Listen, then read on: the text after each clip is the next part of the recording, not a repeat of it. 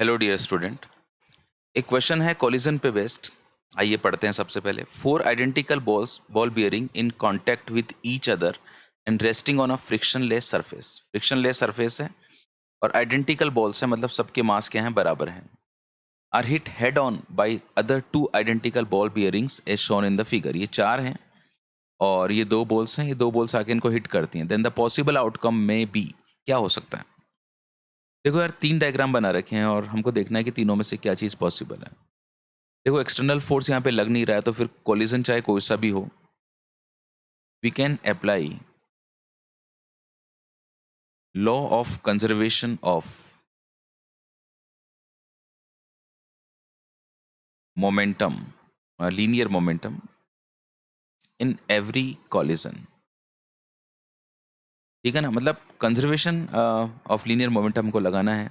Collision के पहले का जो मोमेंटम है, कोलिजन के बाद का मोमेंटम, ये सेम रहना चाहिए। इनिशियल मोमेंटम देखा, इसका मास m मान लो, इसका मास m मान लो, तो मास कितना है दोनों का मिला के 2m, और कितने वेलोसिटी से मूव कर रहे हैं, v नोट से। तो 2m v नोट ये इनिशियल मोमेंटम है यार।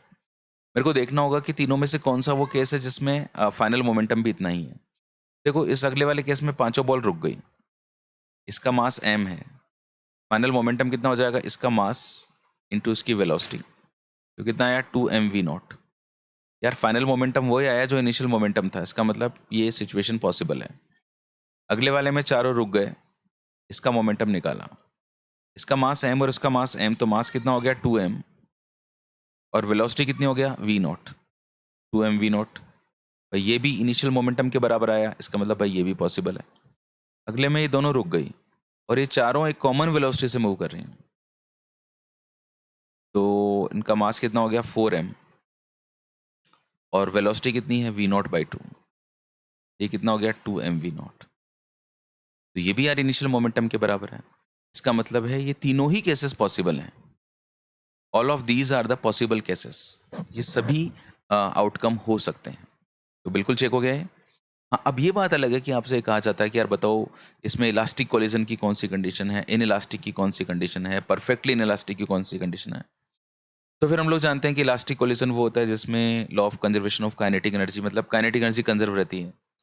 तो कोलिजन के पहले की काइनेटिक एनर्जी और कोलिजन के बाद की काइनेटिक एनर्जी की अगर मैं बात करता हूँ, तो वो इस केस के अंदर सेम है।